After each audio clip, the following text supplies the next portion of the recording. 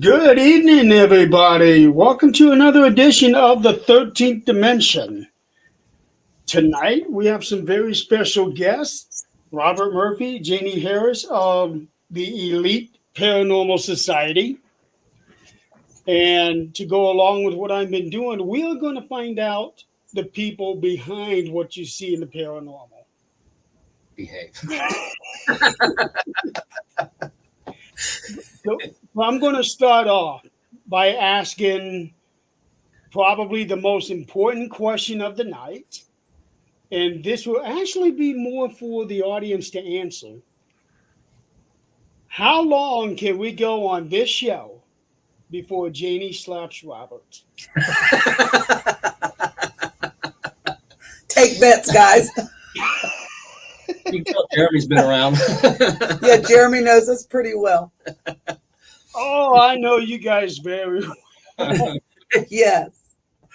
Yeah. Robin says 23 minutes. It won't last that long, honey. Probably Now, not. see that we've already got some bets coming in. One person's saying 23 minutes. One person's giving you 2 seconds. And no, Brad, we are not doing a 12-hour show. Yeah, no.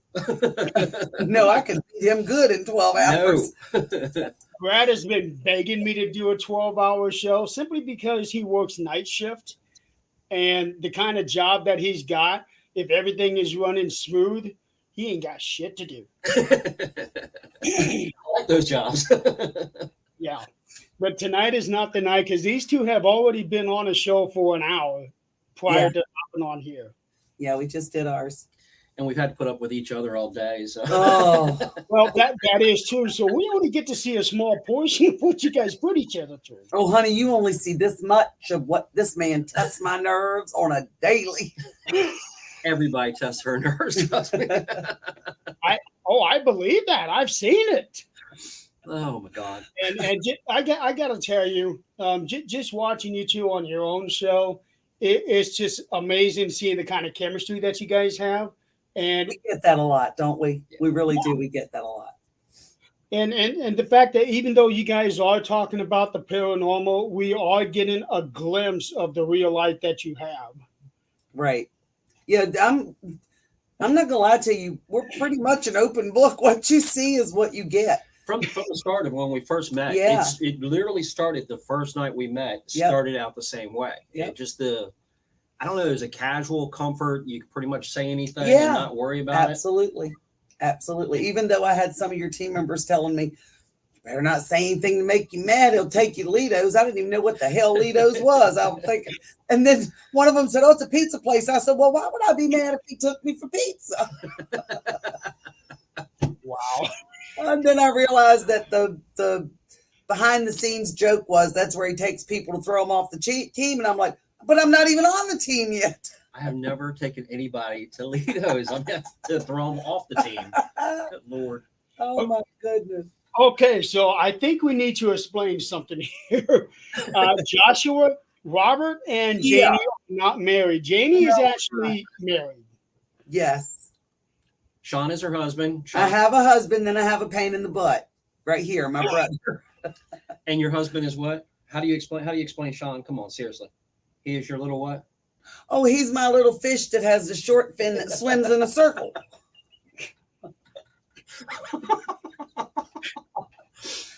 Okay, let me give you a little bit of a backstory here, Jeremy. Oh, Sean and I met on POF, Plenty of Fish.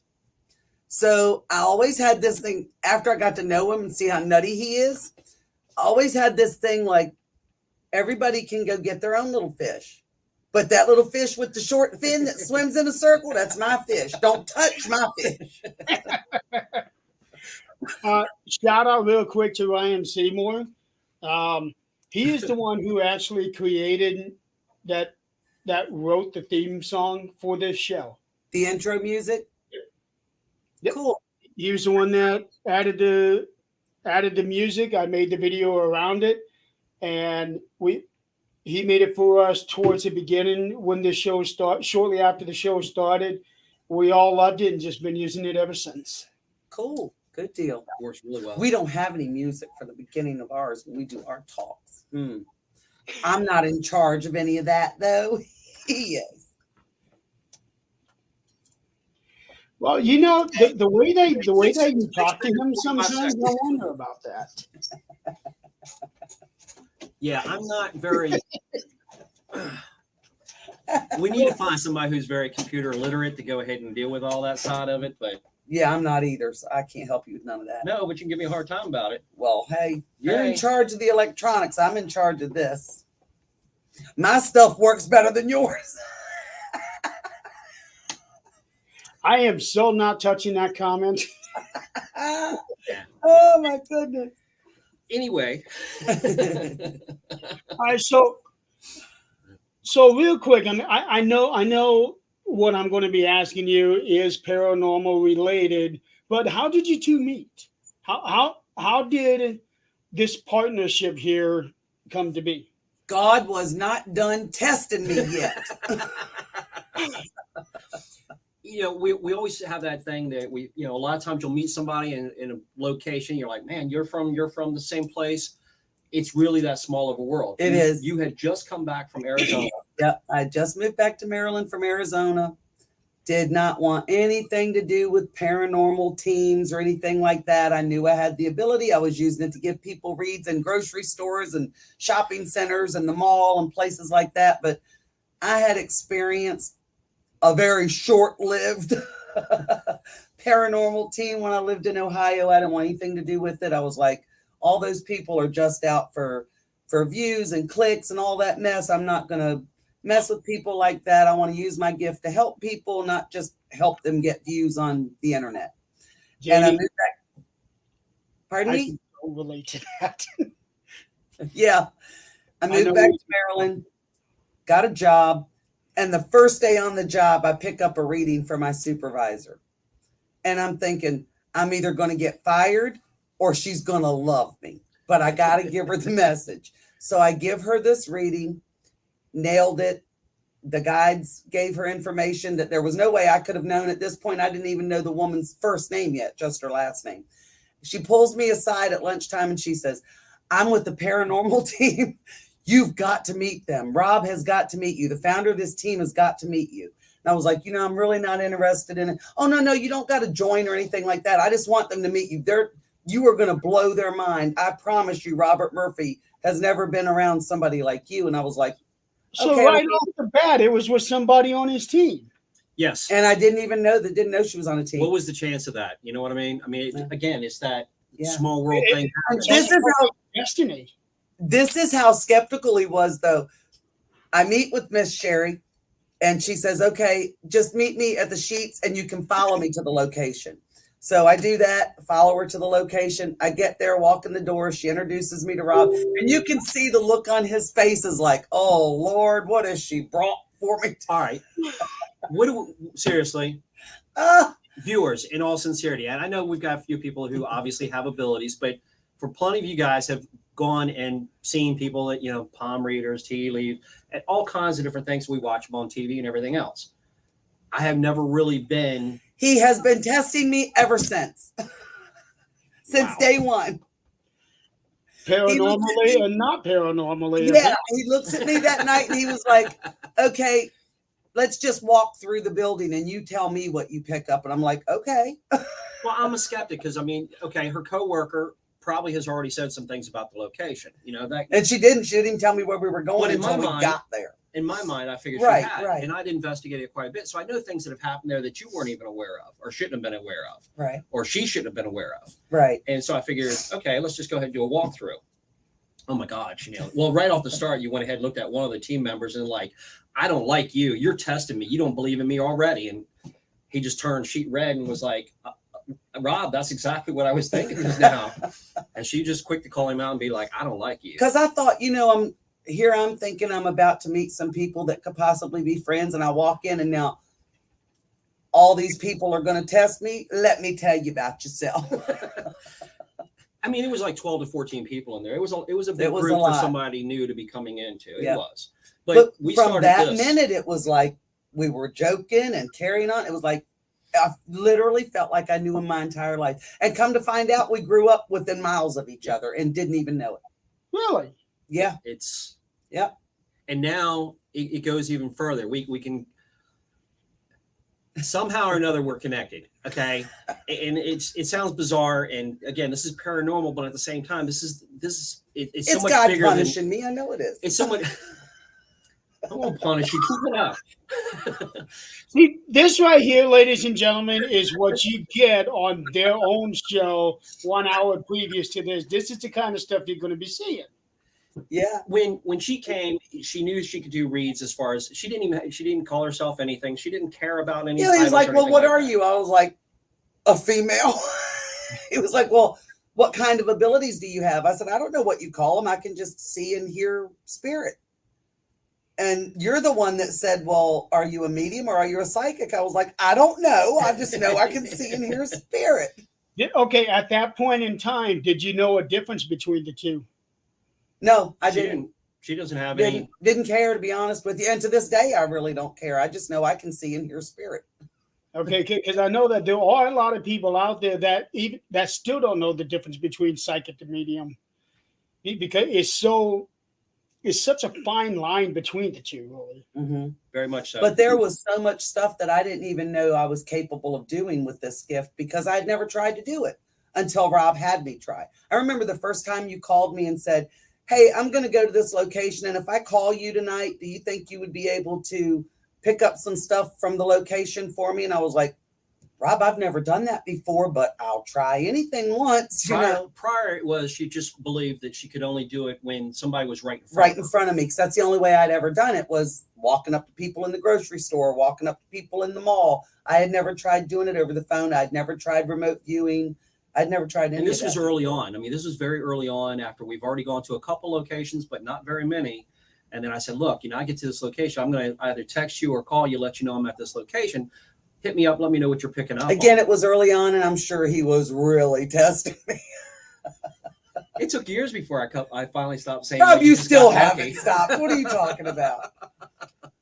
You still have not stopped. But this is how bizarre it was, in all sincerity. And this is my first experience with somebody that could do this. I had no idea.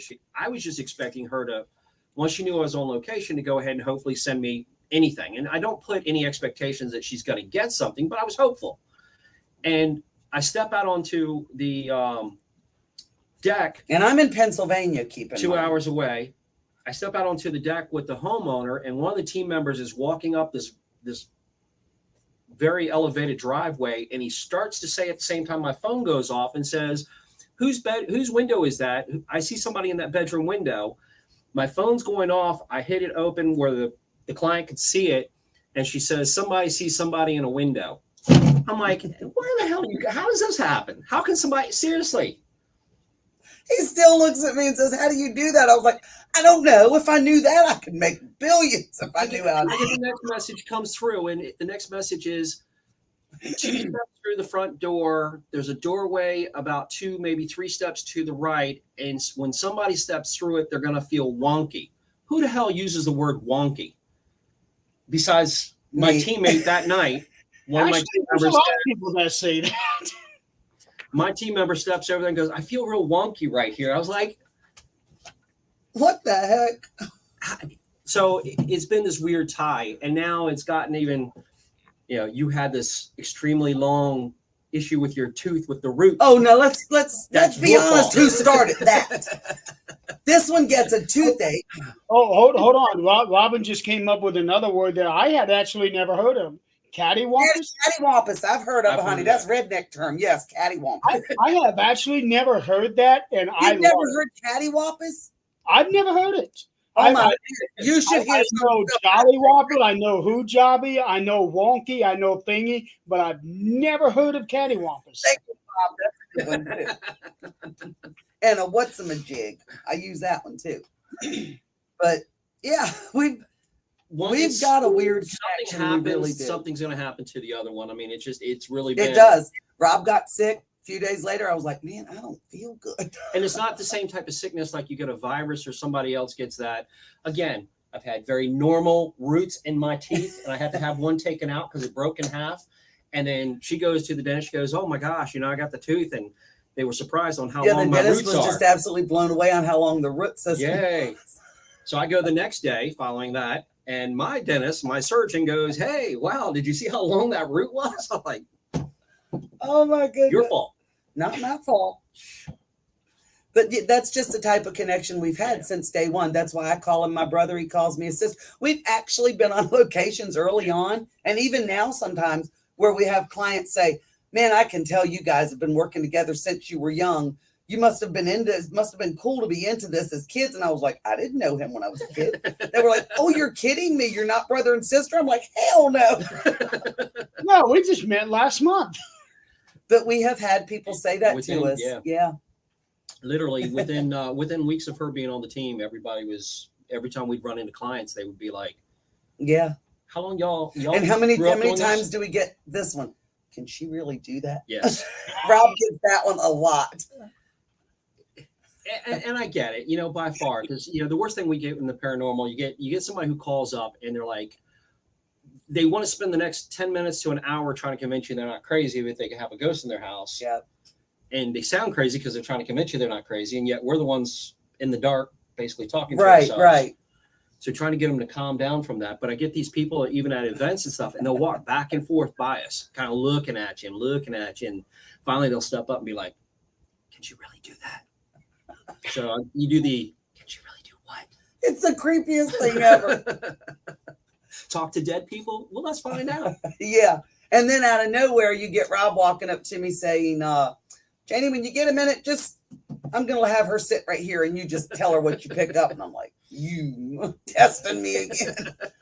Well, Janie, I can actually relate to you on this because one of my teammates has tested me on my abilities that she says I have, and I swore be damned that I didn't. So she decided to send me a picture. I thought it was just a random picture. What do you see? And I start looking at it, and what I see is I'm looking into the characteristics of how the person is smiling, looking at everything. So I just start describing, okay, I think this person, even though she's smiling, she is actually suffering big time behind that smile. And just describing this, and that, and said it to her. You nailed it. Okay, who is this? I get those pictures a lot. And she told me that I had just described her mother, and that was her mother in the picture. Yeah.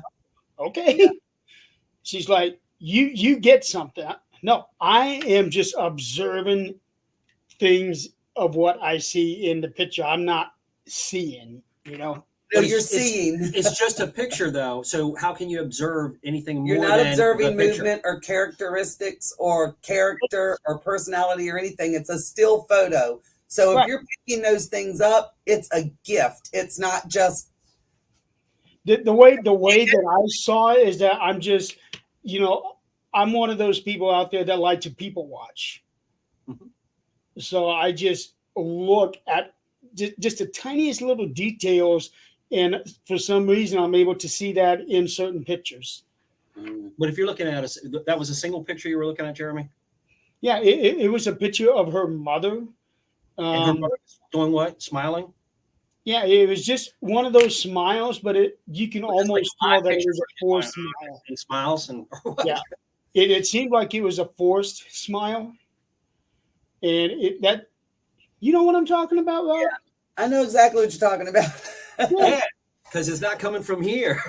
He tells me that all the time, Jeremy. It's not coming from these eyes. It's coming from this eye. Do you see it or do you see it? Right, exactly. It's just the way that it was for me when she tested me. I was like, oh, okay.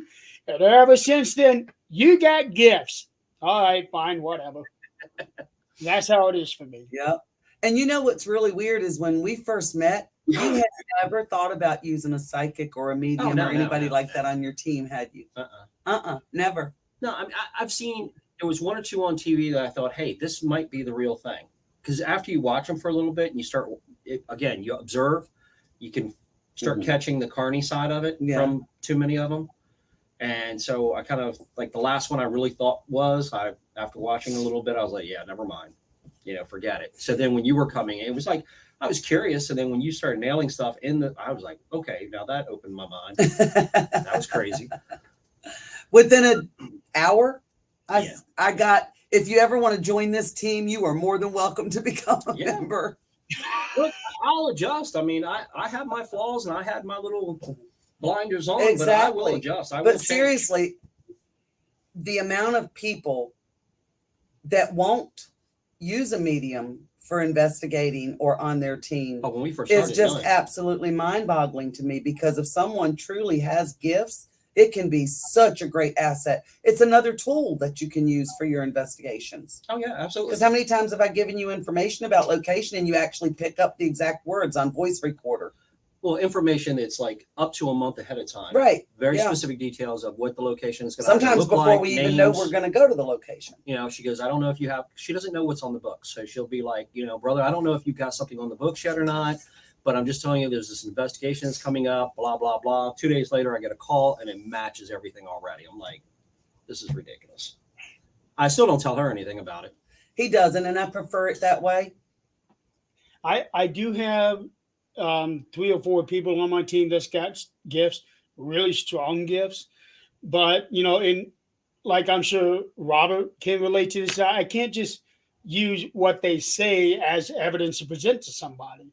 Correct. But what I will do is that if they are sensing something in a specific spot, that's when I'm going to turn my cameras to, the recorders to, and focus on that area to see if we do get something. Well, what we try to do, and this has always worked well for us, is this way it's time stamped and dated. It doesn't matter if we're in the same exact house. When I get the information, I will text it to Rob without anybody saying it. And some of these locations, like you said, we haven't even found out we have yet until a week or two later. And then they'll call and I'll say, Rob, I bet that's the one. I bet that's the one I was picking that stuff up for. So you've got it time dated and stamped. So when you go on location, if all of that matches up with what the client's telling you, well, now you have it in writing from 2 weeks ago that my medium picked up the exact same things you're saying right now 2 weeks ago. That's the best way to validate it. And it's really cool when we could be live. I can't just say, well, my medium says, to your point, Jeremy. Right. I can't just say my medium says, and that way I Right. believe the client should understand it. But when my medium turns around and says, hey, there's a little boy, there's a little girl or whatever, and then you go back and watch the live video that we're doing at the time, and a little girl, a little boy, because I'll try to interact with them, is actually talking. We can hear them at EVP right there on the live video that we recorded. Right. Nothing's been modified. Or got good guides. I don't know if everybody has a good guide that has this ability, but mine are amazing. Because we've been on location where we knew the clients were completely skeptical about mediums and people with gifts and all of that kind of stuff. So my guides will give me personal information for that person, not for the location, but for them personally, Specific. that they have not said to Rob or anybody else yet. In some cases, have not even said to their own spouses yet. When they pick their jaw up off the floor, then they're like, okay, we want your medium to walk our house. I mean, specific cancers, all kinds of different things that are happening, you know, and just as soon as she says it, you just watch the facial. Yeah. Yeah. It's just obvious. It just clicks. It's amazing. But when you can do it live, we even have people that will, some really good viewers that will watch, and it gives them an opportunity also to be telling what they're getting on a location. We've had locations where there's been a fire that the homeowner didn't even tell us about. And we've got Teresa in Australia to be talking about a fire that happened in the house 10 years prior. And the homeowner be like, oh my gosh. Yeah. So it gives more credibility that, hey, there are people that can really do this. Yep, absolutely.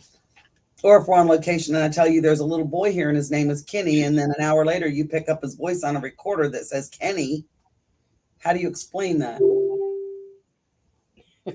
That's just awesome. So I do have one other question, paranormal wise, that I want to ask, and then we'll move on. Okay. So the images that you get, Janie, are you the one that is painting those images on those ones that are sitting right behind you? No. Okay. No. Because they change. That's why I say no. Because if I were going to paint the image, I would paint all of them to be flowers and roses and pretty. I don't want to see crap like this. Okay? I don't. Trust me, I don't. Well, I know that the one above the blue painting, that one is creepy as hell. Oh, tell me about it. I saw it in real life, honey. Real time. Yeah. And I didn't waste no time getting up out of there either. Let me tell you that right now. Now the blue one itself is creepy enough, but the one above it, because that looks like a little child, is just unsettling. It was, but it wasn't a child. I can tell. She presented herself as a child in the beginning, but then when we realized that this is just something that is trying to make us think that it's a harmless child, it became way scarier than what you could ever even imagine. Wow. Yeah, it was horrific. It was fun. No, it was horrific. Now, speaking of, not necessarily painting, but pictures, Rob, you seem to take some amazing pictures wherever you go, and you're posting them. So, do you have like a passion for these things, or maybe even trying to do publishing on some of these pictures? I've never thought about publishing them. I do. I wish you would. I've always loved photography. I took photography in college, so in high school and college. So I love photography. I do have a passion for it. I'll take my sunglasses and try to make a filter out of it, do whatever. I mean, I'm just trying to capture some crisp colors and whatnot. It's just been something I've always been into. You want to just kind of get away from the daily stress. Mhm. I'll go take pictures. Yeah.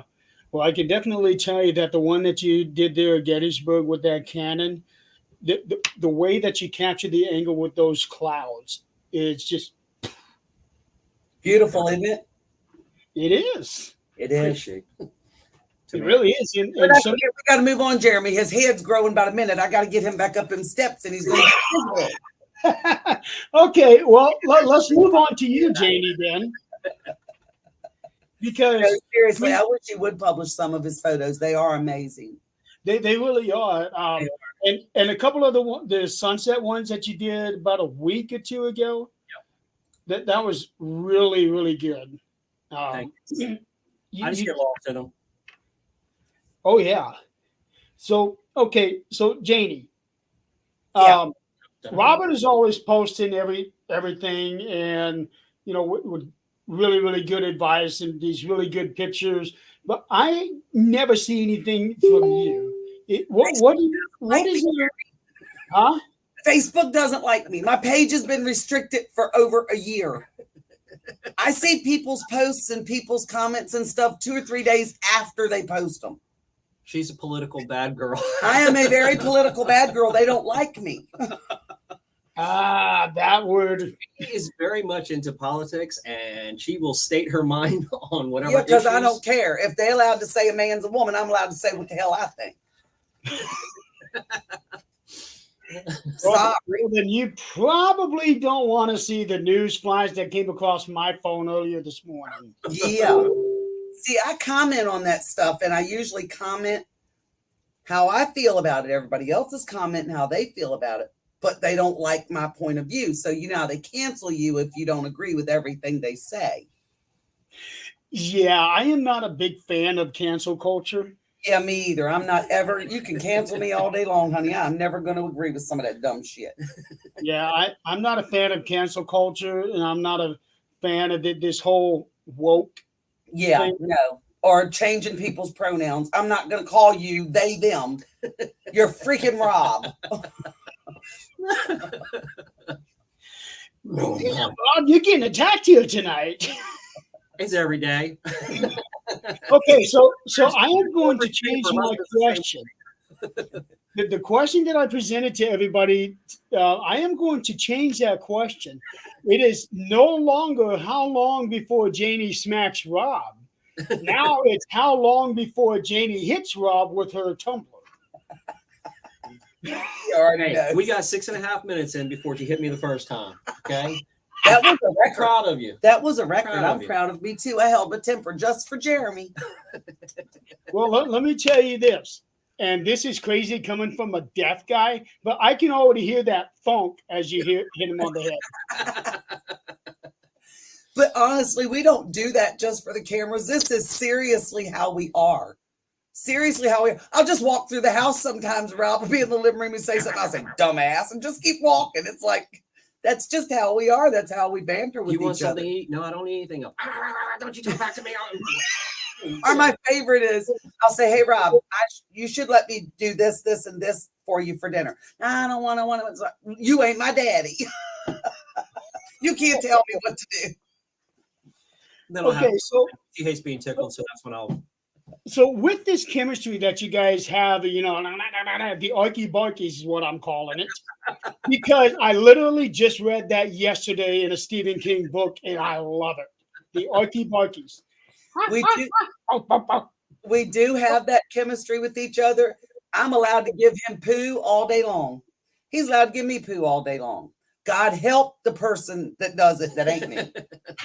Because So I will give him crap, but I will mess somebody up if they fuck with my brother. So with that, when you two start going at it, is Sean the kind of guy who would just simply do a 180 and walk away and just let you two go? Oh no! When she's done, Sean takes his shots next. Sean is quick. Sean's ungodly. Sean He fires them off like there's no tomorrow. Sean's way of thinking is, "Oh boy, she's on him. I'm going to get a break." No, Sean's loving life. For everybody that doesn't understand, bought a house, ended up having these two. They were going to go ahead and move out of Pennsylvania, had to move in the house with me. So all three of us live together. So I get to live with a medium, which is really great for me. Again, I'm always trying to learn on the paranormal side. The chemistry is unbelievable. It is. It really is. I mean, her husband, great friend of mine, by all means, one of my best friends that I have. It's cool because there's not like that jealousy thing or anything. We go to some very negative locations and he'll say, "Hey, stick with Rob." Yeah. He doesn't there's nothing in between it at that point. Yeah, Sean makes it real clear. Look, I can protect you from anybody that's living. But when we're in a location where it's dead stuff, you hang with Rob. And Sean can definitely give it out better than most people can ever imagine. Yeah, he's just as snappy as I am. Yeah, so Okay, so with that, why don't we ever see Sean on the show? I get that from a lot of people. I really do. But it's mostly because Sean don't want to be. We've never told him he couldn't be. It took a lot to get her to finally do a show. She did 5 not want to be years. in cameras at all. So a little bit first, she started sitting in the back as far as when we were doing lives for locations and slowly trying to move up. And then finally she took the plunge. Yeah. And then she got comfortable. No, I'm still not comfortable. I saw that. Well, I can tell you this. I'm speaking for myself, and I know I'm speaking for a lot of other people. We love it when you're on camera, Janie, because your attitude is so authentic, so real. You can't fake that shit. And this is exactly how I am, whether the camera's on or off, is it not? Although I will admit, when the camera's off, I'm a little bit more foul-mouthed. Because I do got a whole lot of redneck in my blood. And ladies, anybody that's from the country knows what I'm talking about. But I don't put on airs for anybody. I really don't. What you see is what you get. I'm going to be 150% honest with you. And everybody says, all I ever want is for people to be honest. No, you don't. Because I'm honest all the time, and it just pisses people off. It does, actually. It does. Because they don't want to hear the truth. No, they don't. They tell you they want to hear the truth till you tell them the truth. Then they don't want to hear it no more. Yeah, kirk out on us. Who's up, girl? What it is they just want to hear the truth about other people, not about themselves. The team member, Kimberly, just jumped on. Hi, Kim. Yeah, I'm going to leave that one alone. And, it's the same way with me. And Brad can attest to this, because Brad and I first met for the first time back in August, I think it was, because he and his wife came and joined us for the Mansfield, Ohio prison. And I told him, Brad, what you see on here, that's what you're going to get when you meet up with me and the rest of these guys at the prison. Yeah, that's the way we are. Yeah. So that's why I cannot wait to meet up with you guys and do an investigation, or even just hang out sometimes. Oh, I would love that. That'd be great, wouldn't it? There are several teams we do hang out with, and that's like the bash. We love going because we love just hanging out. Absolutely. Just don't let her have any alcohol, because then there is no filter. I know. I remember that live that you did a few weeks ago, Rob. I didn't have alcohol then. He did. I know that was that random live that he did Yes. Saturday night. That's No, but her with no, she's bad enough with no filter now. Wait till she has alcohol. It's like, gremlins and water and shit. That's her. I mean, she comes into being a beast at that point. She goes, hits everybody. All of a sudden, that channel is open, and she's like, I don't drink that often for that exact reason. And that's only happened one time in the 9 years you've known thank me. God she's only drank one time that I know of. But it was at a wedding, and there were a lot of people, and I was picking up a lot of stuff because I'd had alcohol, so I couldn't keep my channel closed. And some of the stuff I was picking up, they didn't want to hear, but sorry. I'm pretty sure nobody wanted to hear that. Why couldn't you give some good stuff? Why did it have to be all Hey, I give you what I get. I can't help it if it ain't good. especially They wouldn't have to worry about it. man. Okay. So I have got to ask you this, Chaney, because it just popped in my head. It's morbid as hell, but I just got to ask you. Let her rip, buddy. Okay, so you open it and you're getting all of these things in here. So when you get these kinds of feelings at weddings and hearing what people are really thinking, what are some of the more interesting things that you're picking up when you're going to a funeral?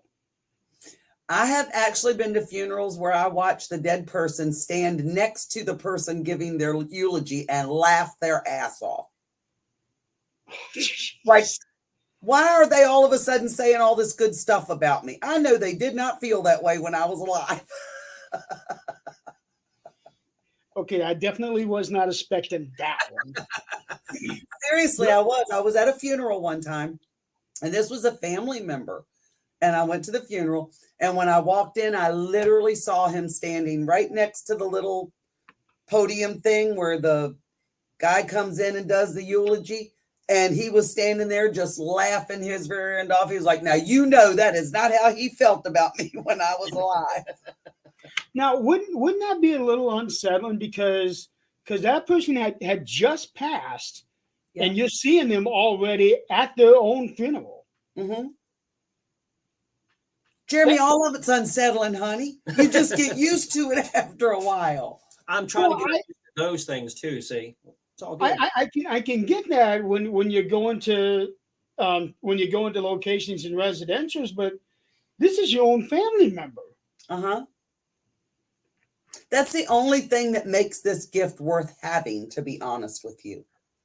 Not only do I get to help other people, I have family that I can't call in on a regular, but I can call my father in anytime I want to see him or hear him. I can call him in anytime, and see him just as clear as I see Rob, and hear him just as clear as I hear Rob. I've never been able to call my mother in. I don't know why, but I have seen her once since she passed, and I've never been able to call my boy in, although I have seen him once, and I did get a phone call from him a week after he passed away. But my dad, I've always been able to call in and see him or hear him anytime I want. That's something that I have thought about, and people have asked me about that, because I don't know if I would be able to take talking to my mom, and she's been gone for 15 years.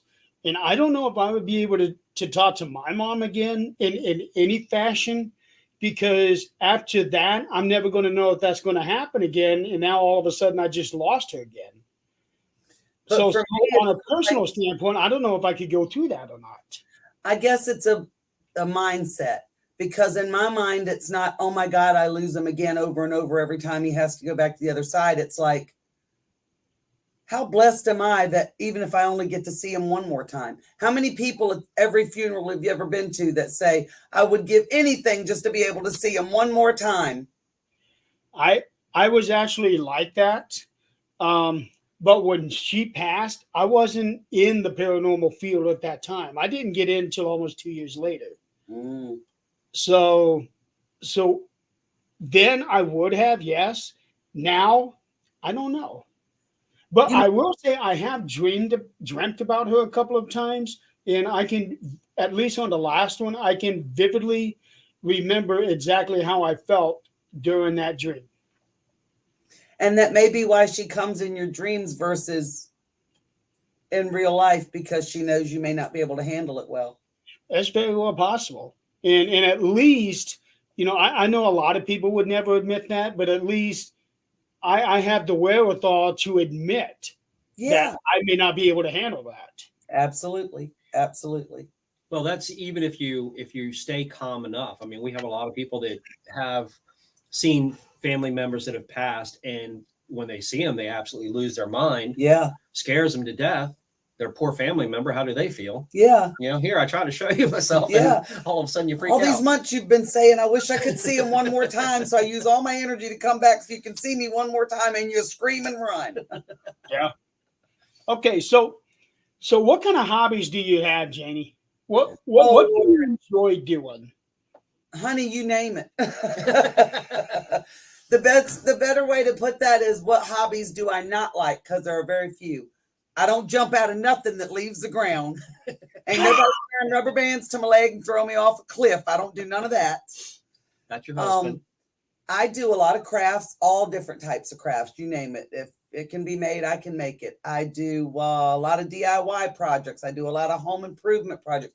Matter of fact, I'm getting ready to gut and redesign my bedroom closet here in the next couple of weeks. So I like to do all kinds of stuff. I love outdoors. I love animals. I've got 2 little dogs that I just absolutely cherish. My chickens, There you go. used to have 14. Let's all take just a second to say goodbye to Lucy, because she died the other day. One of my chickens died, so now I've got 14 instead of 15. Okay, now this is sad. It's funny, but this is sad. You're talking about a chicken, one of your chickens that just died, Yeah, and Rob is laughing his ass off about it. that's Rob for you. Told you. That's what he does. That's what he does. That's exactly Well, I also know Rob enough So to know that he is going to laugh at anything. Yep. When I saw that thing and had to run out of the building, he laughed about that too.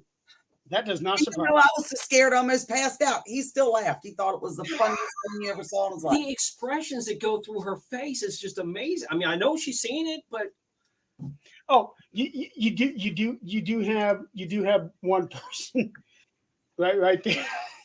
Thank you very Lord, much. thanks. See, somebody cared that my chicken died. There you go. Mort, you are such a good person. Yes, thank you. You feel better? I now? had already named her and everything. She was a red one, so I called her Lucy. And then I went out there and she was real sick, and we kept keeping an eye on her and keeping an eye on her. And then I went out there and she was talons in the air and stiff as a board. So she was gone. Why is it that the name Lucy is everywhere nowadays? I don't know, but I only named her that because she had really red feathers. I also got one named Bertha. I've named them all. I'm going to paint their toenails different colors so Rob will be able to tell which one is which. Stop.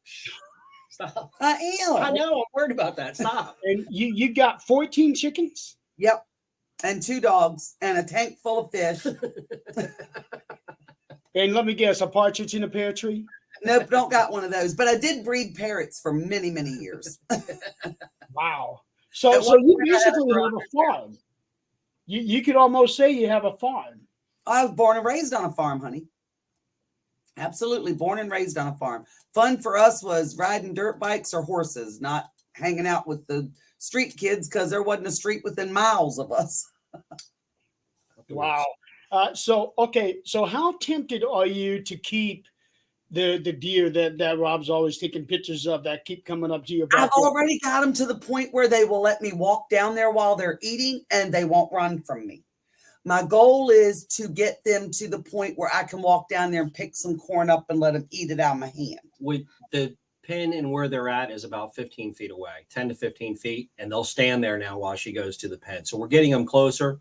She did have one of her grandkids that actually Yeah, my fed one out of the grandson hand. fed one right out of the palm of his hand, right up here by the deck over the summer. Yeah. So we want to get deer like that. We want to get tons of raccoons. Raccoons, fox, possum, you name it, it's back there. So- But I'm telling you right now, he's got those cameras set up in that shed out there where I hang out, because I also do diamond painting. And every now and then I'll glance up at that camera and I keep thinking to myself, if I ever see Bigfoot come across that screen, I can promise you everybody in West Virginia is going to know about it. It's not going to be on social media. They're going to hear me screaming. Because usually I'm out there by myself. And if I saw something like that, Rob, I'm telling you, honest to goodness, Well, okay, so with that, is your area known for Bigfoot sightings? Honey, West Virginia is very well known for Bigfoot sightings all over the place. I've not personally ever seen him, and I please Lord, I don't want to, especially that close to my house. I got enough to deal with seeing this stuff. Well, you do know I have a Bigfoot on my team. I'm going to tell you, I know someone who actually said they saw one and experienced it, and I believe them because they are the type of person that they would have no reason whatsoever. They're very quiet. They never talk about any of that kind of stuff. But I can tell you right now, I did see a UFO one time, and no, I am not drinking. That's coffee. And it wasn't a Chinese balloon either. It was a UFO. Do you have name for the deer? Oh, okay. So with that, so with this whole mass hysteria of the Chinese balloon and UFOs that people are saying that are being shot down, are you getting anything from far away about how people are Oh, feeling? honey, let me tell you what I get. The administration that's in this office right now is as dumb as a box of rocks. That's what I'm getting. Amen to that. He can't find his way off a She's stage. picking it up psychically, anything about it? No, I'm not. But Actually, that's not psychic right there. That's just common sense from the No. American people. I'm asking if that was your question. That's right. all. When I lived in Arizona, I only lived maybe 30-minute drive from Area 51. And I was sitting out in my backyard one night, and the stars, anybody that's ever been to Arizona can tell you, people come from all over the country to stargaze out there because they even have special laws in different counties about light. You have to have very low light on your porch lights, and their street lights are very, because that's what everybody wants to see, the view of the stars. And I love to stargaze. So when we moved out there, I used to sit on my back patio in the backyard and I would stargaze. And we lived in a gated community, and the stars were just beautiful. I mean, so crystal clear. They looked so close. It looked like you could just reach up and touch them. And I was sitting out there one night. I heard no sound whatsoever, none. And this was like in the valley, in the middle of the desert. So there's no traffic going around anywhere for you to have a bunch of noise. But I heard no sound. It didn't sound like a helicopter. It didn't sound like a plane. There was no sound. But whatever it was that came over that development that I lived in, it covered the entire development. You could see the stars like half a mile out on the other end of it, but for all the way around, you could see it blocking out the stars as it was coming over. And it literally hovered over our neighborhood for like 4 or 5 minutes before it just kind of went off. Now, it was so dark in color, I couldn't see shape and I didn't see lights, but I know whatever it was blocking the stars out. It had to be for a good mile and a half. You have easy. a picture of part of one. Yes. You can see part of it in the picture. Yep, you can see part of the one edge, but there was no light to it, so I couldn't get a really good picture of it. But You yeah, know, I did see that. Last week I had a guest on the show who was living in the Phoenix area during the time that they had the Phoenix lights happening. And I'm going to tell you, when I lived in Arizona, something else I saw. And I even feel stupid saying this, but it's the God's honest truth, so I'm going to. You know those people that say they believe in fairies? I don't know if you call it a fairy or what you call it, but I saw a little critter that looked like one of them when I lived out there. And I didn't go back outside by myself at nighttime no more either, let me tell you. Well, when you really look around, there are a lot of reports in many different places, including areas that you wouldn't even think of people seeing things that would fall under the elemental spectrum. I'm telling you, Jeremy, this thing, it did not look like them cute little Tinkerbell fairies like you see in the cartoons. It didn't. What it looked like from the back of it was like just a giant moth is what it looked like to me, only it was really dark in color. I was sitting on the back porch and I kept hearing this fluttering. Maybe a baby Mothman? Like something fluttering in the window. You know what I mean? Like I kind of thought maybe a bird had flew into the side window of the house and was just stuck there fluttering. So I stood up and looked around, and the window's like right there. So when I looked around, it's like really close to me. And that's what it looked like from the back. Like it had these giant wings on each side. And they looked like moth wings, except they were see-through, but they were shaped like a moth's wing. And I was like, oh, it just made it startled like, oh. And when I did, that thing turned around to fly away. And I'm telling you right now, I had a human face, but it was the ugliest little face you ever saw in your life. Oh, I saw Up, that, and I was not drinking. up until you described the wings, I was thinking maybe a vulture. No, this thing was about this Smaller. long in Height. length, and with the wingspan, it was probably about like that. And the head on it was maybe the size of a quarter. But when it turned to fly out of that windowsill, when I hollered, I'm telling you, the face on this little critter was scary, but it looked like a human face. Like you could see what looked like eyes, a nose, a mouth, everything. It creeped me out so bad I would not go outside and sit by myself anymore, period. And then I was afraid to anyway because they tried to lock me up for killing a spider. Wait, say that again. Yeah. Yes. When I moved to Arizona, I didn't know anything about the desert. I grew up on a farm. I've never seen spiders that big before in my life.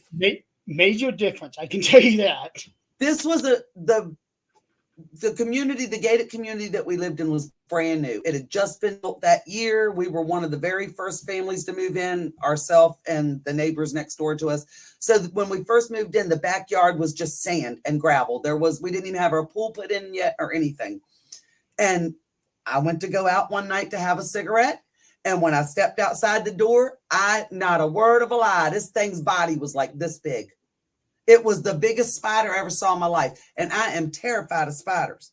I went in and got the broom and tried to stick the broom out the door to push it off the patio out of the way so I could get outside. This thing didn't do nothing but lean back. No, honey. No, that wasn't happening. I went in back in his front legs coming up on you. Yeah, don't do that to me because I torched his ass. I went and got a can of hairspray and a lighter and I lit him on fire. And the neighbors sent police to my house and they told me they were going to give me a fine because you're not allowed to have fire in the desert.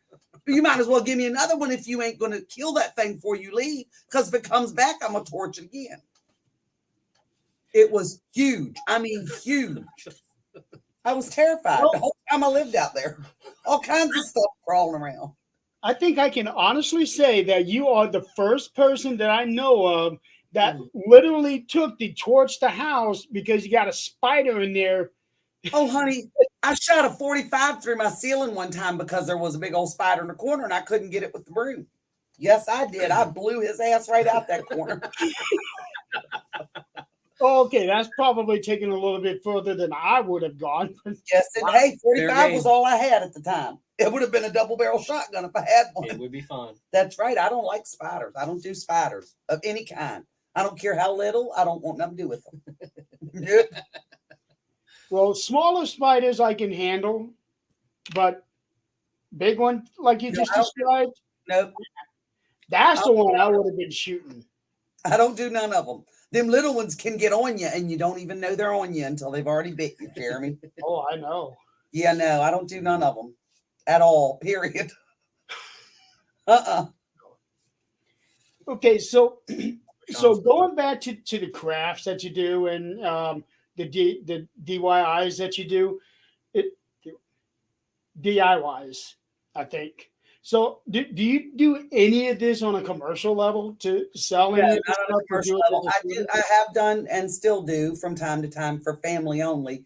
I do wedding cakes because I also can pipe flowers and all that kind of stuff on the cakes. I've done all my grandbabies' birthday cakes. I crochet, I sew, you name it. Anything that I'm just a jack of all trades and a master of none. If she actually went to production, Sean and I could stay home and we'd be perfectly fine because what she can go ahead and make is unbelievable. She is really, really good. Just crafty. When you grow up poor, you learn to make a whole lot of stuff for yourself. And you get good at it after a while. Well, I can actually believe that because that's where the creativity comes in. Absolutely. Absolutely. Yeah. And she doesn't sleep, so she can pretty much go. I'm an insomniac, 18, but I'm going to tell you, it's very rare that I meet another person with abilities that does not have issues with sleeping. I think that comes along with the abilities. I really do. That's why the focus helps you. Yep, I really do. Okay. So, talking about all the spiders and everything. So that kind of leads me over to Rob. Now I can just about imagine on all of those. Well, I can just about imagine that you come across a whole bunch of them, but I would like to get into all the nature walks that you do because you do a lot of hiking, don't you? Yeah, I've ever since I was extremely little, I've been in the woods more than not. I mean, I'm not afraid of the woods at all. I'm very comfortable with it, especially at night and everything. I used to hunt a lot. And if I wasn't hunting, I had my camera. So I just climb up trees, whatever. And so I'm very much into nature. It gives me plenty of room to go around those nasty legged He things. doesn't like spiders even more than I don't. Yeah, it's much worse. Yeah. Oh, really? Oh, yeah. Yeah. No, Sean clears the way. If we have to go down to a basement, he'll have to make sure there's no webs and stuff in the way. No. Thank you, Kimberly. Her Christmas wreath that I made for her and her family for Christmas. She said it's still on her door. That was beautiful. Honey, it's almost in February. Take that thing down. I'll make you one for spring. Actually, there are a lot of people that do leave wreaths up year round. Yeah. Yeah, I have one for every season. Do you make Halloween wreaths? Yep. I Those do actually. I ones that found the one that I made for Rob for Halloween one year on our door this year. Yeah. Those are the really cool ones. Yep. All of them are pretty cool. I mean, Yeah. Again, the creativity you come up with. Yeah. Seriously. I mean, there's some people that can put things together. There's some people that can create. You're It's definitely fun. a creator. It's a lot of fun. I like doing it. And in doing all of that stuff, it really passes the time quick. It does. I do nail art. I can't draw a straight line with a pencil, but I can draw whatever you want me to on a fingernail. That's true. Seriously. Yeah. How does that happen? I have no idea, Jeremy. I have no idea. Is it because you're having to focus so much because you got only just a little bit of space or what? Maybe, I don't know, but I have tons of the artificial nails upstairs that I've practiced, and did my little drawings on. And I've done everything from Coco Pelli to Fred Astaire on a fingernail, but I couldn't do it on a piece of paper if you paid me to. Just imagine that piece of paper is a fingernail. It don't work. I've tried. My brother is the artist in the family. My biological brother, he can actually draw anything you put in front of him. Give him a pencil and a piece of paper and say, draw him for me. And he can sit there and sketch it out for you. I can't. Wow. So the way that is sounding like you come from an artistic family. I did. My father was quite the musician. He was a Southern Baptist preacher, but he could play anything that had strings. If it had strings, he could play it. Bass, fiddle, guitar, you name it, he could play it. That's awesome. Banjo, yeah. Lord, the banjo. Yeah, he could play anything that had strings. Well, when you're in the South, that banjo is pretty much a requirement. Oh, believe me, I know, honey. It was a requirement for us to learn how to play it from a very early age. So, okay. So with that, is there a difference? That's if you even know. Is there a difference between a banjo and a ganjo? I have no idea, honey. I don't know. I do know the difference between a fiddle and a violin, the man playing it. But I couldn't tell you about a banjo and a banjo. Okay, because I'm one of those guys that's obsessed with the CD notebooks that they have, and where you can be able to see all the credits who played this and that, and especially on Keith Urban's albums, he plays a ganjo on some songs and a banjo on other songs. I'm like, I could not tell you the difference unless it be the number of strings. He is from Australia, so maybe they call it something completely different there if it has a different amount of strings, because I know you can get a 6-string or you can get the 5-string. So I don't know. Maybe they call it something different. I have no idea. Maybe that is the difference, the number of strings. Yeah. Like I said, the only thing I could tell you the difference in is a violin and a fiddle. And the difference with those is the man playing it. Well, he is very talented when it comes to anything with a string himself.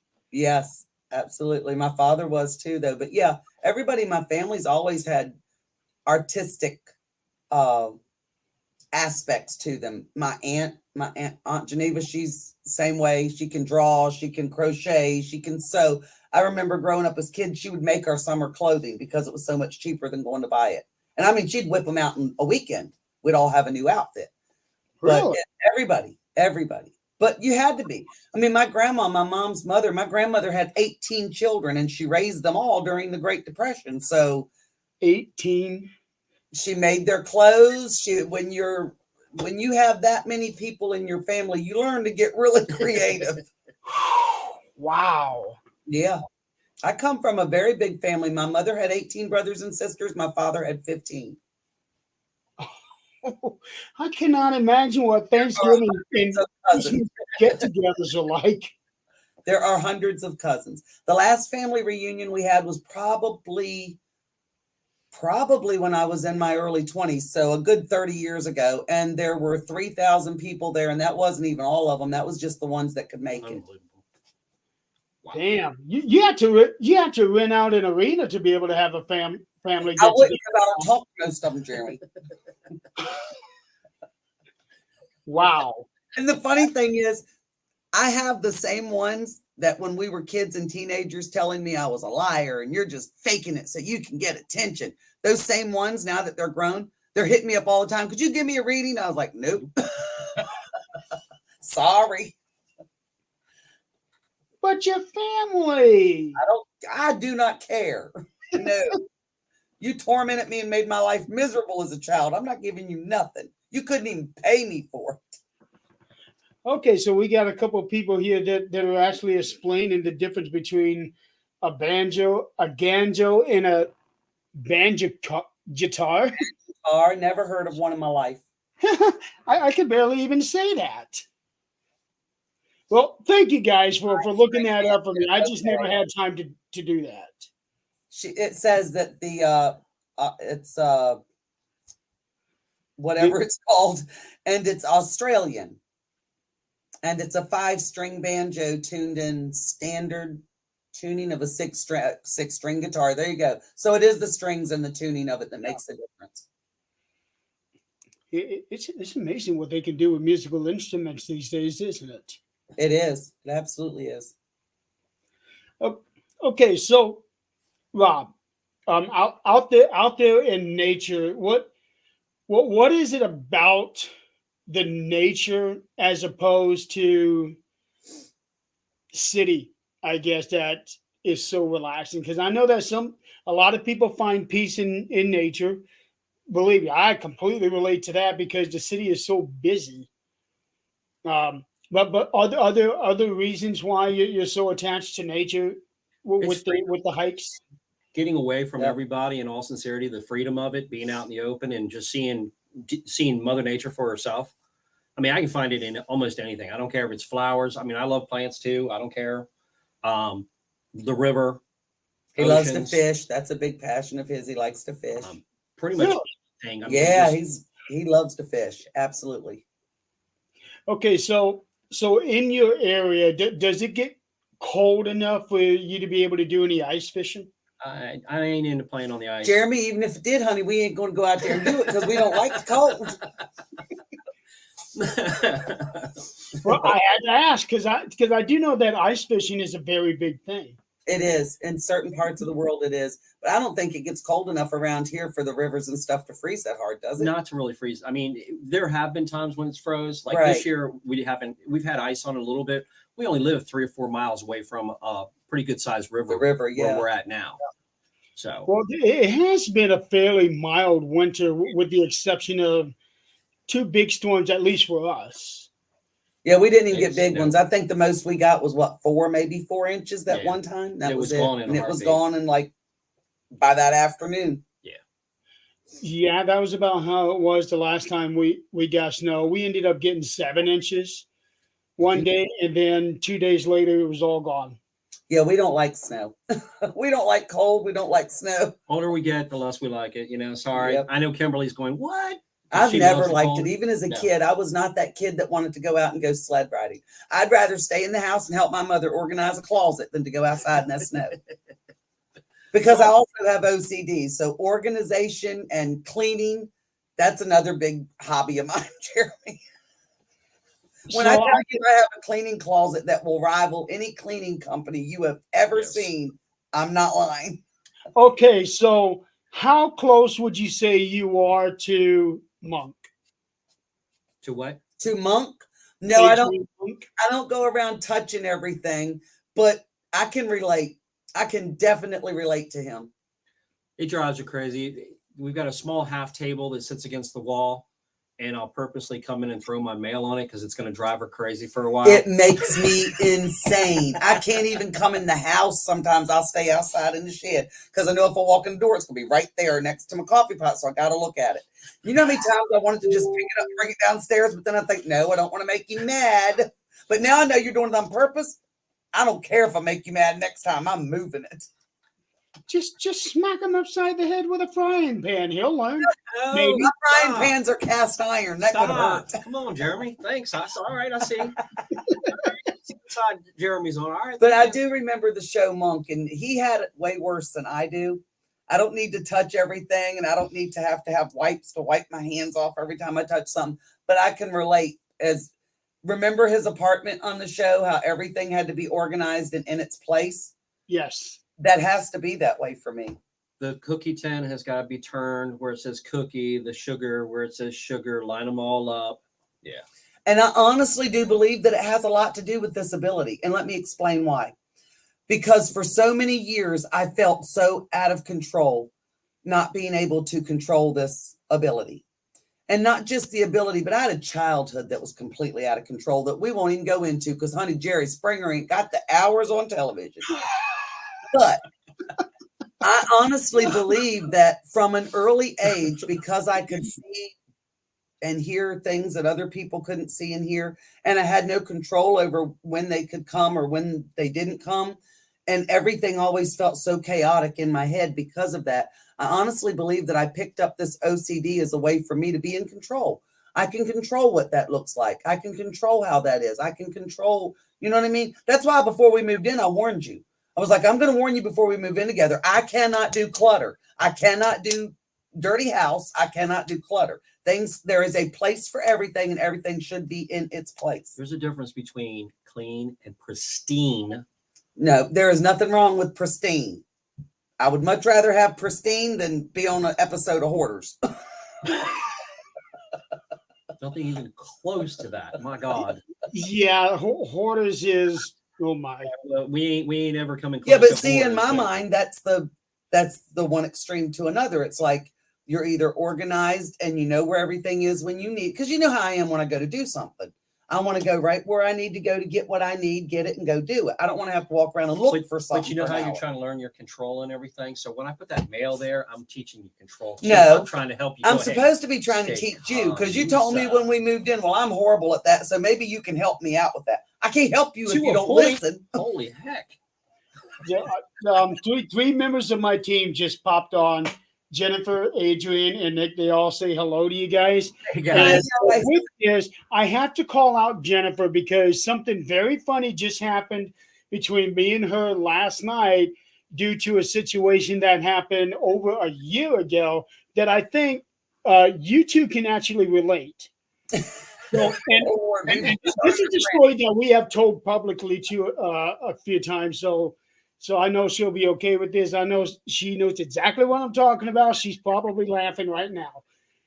But Jennifer is the kind of gal that will send the most random texts. She's also got gifts just like you do, Janie. And the way that she has proven herself to me is just outstanding and just outrageous, really. But one of these random texts that she sent me, do you wear red boxer shorts? And I'm thinking, where in the hell did this come from? I'm not asked you. Your team seems to be a little more personal than my team. Right? Yeah, exactly. So I'm thinking, no, I don't wear red boxer shorts. What's up? She's like, there is somebody in your house that I'm seeing. Yep, she just says she's dying over there. Somebody in this house wears or used to wear red boxers. Now, this is well over a year. Actually, I think it might have been 2 years ago. And then last night it hit me because I was thinking every now and then I do these exercise videos with the Insanity program. And I actually have regular shorts that I used to wear at work underneath my uniform. And one of them is bright red. And it never hit me until last night. And I brought it out onto my show last night with Nick and Adrian and Eileen. And Jennifer was watching, and I pulled it up. Those are it. If And I ever pick up Rob in red boxer shorts in my head, I'm closing my channel and never opening it again. yeah, well, here's the thing that came to my mind, okay? Jennifer, if you are watching me doing my exercise things while I'm wearing red shorts, what else are you watching me doing here in this house? Hey, like say, if you I got a tell close everybody team- I know things about you. You have no idea. I know. But I'm too embarrassed to say them. You too embarrassed? Oh, some of the stuff you would be amazed at what some people do. No, boy, I don't think Brad, no, I don't think I really want to know. But no, I just had to share that story with you because I'm pretty sure that both of you can relate to that. If that was something that just happened with me and Jennifer, because after almost 2 years, bam, finally hit me that I wear these red shorts during my exercises that I never even considered that she might be seeing those as red boxers. Right. I've not picked up stuff like that for Rob, but I have picked up things that was not so much for Rob, but like with that little porch monkey lady. And I didn't even know that he was seeing anybody at the time. Monkey. Whatever she was. She was a fruit's what she was. But I mean, and the thing of it was we're so connected that when I texted him and said, hey, we need to talk, I didn't need to say anything else. He was like, I already know what you want to talk about. Get rid of her. No, that was all the fun. No, I didn't tell him to get rid of her. I just told him what I picked. I never, ever interfere in that. I'll just tell him if it's something I feel I need to tell him. Sometimes there's a lot of stuff I pick up, and no matter how bad I want to tell him, I'm like, he's already into this one too strong. He's going to have to learn this on his own. I can't tell him. But this particular one, she had some bad mojo with her. She needed to be warned about that one. I'm obvious. She was into the dark. She was very much into the dark side. So why she was reaching out to me didn't make any sense, blah, blah, blah. And I told nobody nothing. And the very next morning, she was 2 hours away from where I lived. I didn't even talk to her about anything. Damn if the next morning she wasn't hit me up saying, hey, we need to talk on the phone. You need to call me. Because I knew there was some dark energy around this lady, and I did not want him Like involved with that. But it was fun. We'll talk about it later. No, I've actually been in a situation like that, not necessarily the other person being in the dark, but just the other person being bad completely. And I'd had people telling me, hey, get away from her. No, this one was like. Then it's like, damn it, I wish I'd listened to that person. This one did have extras. Yeah, she had a whole lot of extra stuff going on in there.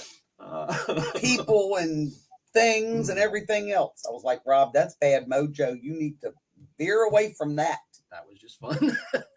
There's some people you just can't help. Let that be. Angela is asking, what else are you picking up on Rob now? Please do tell. We do have a code of silence around here. There are certain personal things I will never, ever, ever, ever, ever tell about a lot of people, not just Rob, but a lot of people. Yeah, I am thankful for that. I do appreciate that in all sincerity. Okay, I do like this comment right here. But Brad, the way that it sounds like those slaps are happening quite often. They just don't happen on camera. It's both. They happen. She's being nice right now. I'll pay for it later, but usually she's usually putting a lot more lot more swing into it. She's being real gentle right now. I don't know what the deal is. Because but that's it's your worrying bad me. arm. I don't want to mess it up. Okay, that's good. You get on this side and I'll let you It's have bad one. too. Can we Well, just- Janie, you got to remember this here is the 13th dimension. This is where we are going beyond the paranormal. Beyond the paranormal. Yeah. So the way that I'm describing it is that we are seeing the people behind the paranormal mask. We are getting to know the person. Right. And that I'm glad you're doing this. I really am. And I'm Yeah. very thankful that you're having Rob and I on for this. But honest to God, anybody that has already met us in person or hung out with us for any period of time, they will tell you what you see is exactly what you get. We are no different on this computer than we are when we're at Gettysburg at the bash, or when we're just around the house, or wherever this is just who we are. I don't put on airs for anybody. Well, we are in all sincerity, when we have clients, we tune it down to a Well, that's point not putting on based the airs. We client. just Well, at that point, you would have to. Yeah. You can understand that. Yes, absolutely. we get more professional with clients, but we're still ourselves. We still don't pretend to be yeah. anything or anybody we're not. We just hold back. We just hold back on a lot of I our get smacked banter. a lot more. Yeah. Hey, Hold back right here, Janie, comment of the night. I love Janie's energy. I'll Thank tell you what, Janie, you and Adrian would be great friends. I can tell you that. Adrian is one of my dearest and nearest. She is the head of the Thing's sister team in Colorado. That's So amazing. I think you two would hit it off wonderfully. See how nice he's talking about her? How come you'll never talk nice about me like that? How come you never talk nice about See, me? this is what I get. Oh, don't worry. Adrian and I have our moments too. Ours aren't moments. Ours are years. Yeah. Shades But- of the voice. But no, all seriousness, I do believe that you and Adrian would get along great. I'm sure Because she is exactly like you are. She does not hold back any punches, but she won't be brutal, but she's going to be 100% honest with you. But don't you prefer that over people that are I fake do. around you? I mean, in all sincerity. I do. I absolutely do. And I mean, that's been unfortunately a life lesson for me since we've been together, is that Yeah. to start realizing who's around you. I mean, that's one of those things that you've brought I to it. told you that I when I know. first met you, and I you told didn't believe you. me because you was testing me. No, I didn't believe you, period. I didn't think it was going to end up the way it did. I Can you did. guys see the family resemblance here, brother and sister? Can you guys see it? Well, you can't just see it; you can hear it. You can feel it. I told him when I first met him, I said, you have a whole lot of people in this team that are pretending to be your friend. When it's over with, you ain't going to have none of them. You might end up with 5 if you're lucky. We're down to 3. Yeah. Yeah. 3. 4. Where you get 4? Kimberly, Sean, you. I was Oh, counting wow, Kimberly. we're I up to wasn't 5. counting Sean because he doesn't really investigate. He's I just count our Sean. cameraman. I count. Okay, Sean, see, that's what Wire I and was stuff. thinking Sean, my about Sean. cameraman and bouncer. He's still on the team. He Yes, is he still is. on the team, but I wasn't counting him. Damn, Sean, she's trying to take you to Lido's. Watch out. Okay, so I don't have that authority. Only the lead investigator does. tell us a little bit about Kim. I've only seen her like maybe on 5 of your shows. So is she new to you guys? She is new, and she is one of the sweetest Yes. people you will ever want to meet. She has the best energy. From the moment I met this girl, even though Rob thought I was going to slug her, I really wasn't. I didn't know if you were going to eat her face off or slug her. I mean, that was weird. But from the moment I met her, I absolutely loved the energy feeling that I got from her. She's just always upbeat. She's got kids and she's married. So, you know, she has a lot of other stuff going on that would give her Right. reason not to smile all the time. But I have never Genuine. seen her without a genuine smile on her face. She's always upbeat. She's always positive. Love her to death. She's been in the paranormal, but we've been trying to coax her onto the team. So she's now hosting with us as well on our show, which is Yeah. great. Tonight she couldn't make it. Unfortunately, we wanted to have her here as well. She is actually, Because I remember you telling me last week you were trying to confirm if she was going to be able to be here or not. she's got a lot on her wonderful. plate, but I mean, she brings she brings her own perspective to it. She's not one of the ones that are going to just be a follower. We don't really prefer that. We want people that are going to speak their own mind. You know, if you feel differently, say you feel differently. It's okay. Yeah. No harm, no foul. That's what I would prefer rather than having a bunch of yes people around you. You know, Yeah. that doesn't get you. Yeah. Because if everybody brings in their own perspective, now you're opening up for discussion and debate. Yep. Absolutely. Absolutely. And you can look at it from a lot of different angles versus just with blinders on. Exactly. We all have our perspectives, and you might think you're absolutely got it. You definitely know what you're, and then somebody puts that different little thought process, and you go, well, again, back that. to what we were just saying earlier. You thought you had it all figured out and never even thought about using a medium on the team. Right. Absolutely. Until you met one and you opened up that perspective, and now you can't imagine not having me here. Yep. But that's just because I'm me, right? You better say yes. We on television. I told you what's going to happen. That's right. You're not only are you on live, but you're going to be on Spotify. That's right. And LinkedIn and Twitter, Twitch. Jeremy, I'm gonna apologize ahead of time, honey, if I get your show canceled for you. Oh no, trust me. I've had some really, really bad. No. People tend to want to just cancel me or restrict me. Actually, it's because of shows like this that I think is going to help get me more viewers. That's because I got a whack job sitting next to me. Yeah. See how he talks? I'm going to come right down and say it. I'm hoping that shows like this is going to get my show more views. But Jeremy's saying all of this sweet stuff about that lady on his team, and Rob looks at me and says, "Because I got a whack job sitting next to me." That's only. Oh no! Oh, Adrian will tell you. I'm going to be real about it too, and she'll be the first one saying, "I'm going to be a bitch." She'll be the first one to say it. I'm not going to be. I am, and I am very good at it. Just don't give her alcohol, please. Please. I'm not. I'm really a nice person. Be honest. Yeah. See right here. I know she's a whack job. I am really a very nice a person until I'm given reason not to be anymore. That is exactly what I say about people when it comes to respect. I will give you all the respect in the world until you give me a reason not to. That is exactly what I say. We've been pretty quiet lately as far as doing public things. Mm-hmm. I finally go ahead and get a vendor show. Oh, what's this? Why would you? Ain't my fault. Ain't my fault. Why don't reach in my Jeep and grab my arm if you don't want me to come out. Because at that point, I'm coming out. Cops were called, whole 9 yards.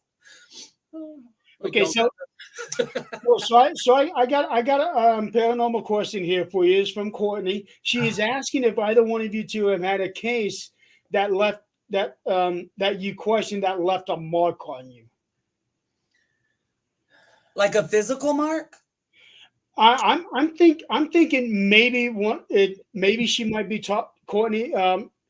Correct me if I'm wrong here, but I think she might be alluding to, okay, you're walking away from this case, and it's left like some sort of a mark on you, like in a way it's, oh shit, like one that will like stick with you. Yeah. Oh, I've had a few like that since I've been with this team. Have you? Yeah, absolutely. Oh, absolutely. There are some that I can still think of right now that are very vivid that I wouldn't go back to those locations. We had one location in particular that was really bad, and it to leave a mark on you. I mean, something that changes my perspective. To me is one that would do that. And I had one. Be honest with you, I thought worshipping stuff early on. I thought, yeah, right, whatever. It's not going to give anything any real power, and I couldn't be any more wrong from what we witnessed at that location and whatnot. Yeah, that was. Really gave you a whole different perspective of how deep things can really be. And then just different things that we've had happen to one another, not even cases. Yeah, right. Physically, we know we can be affected.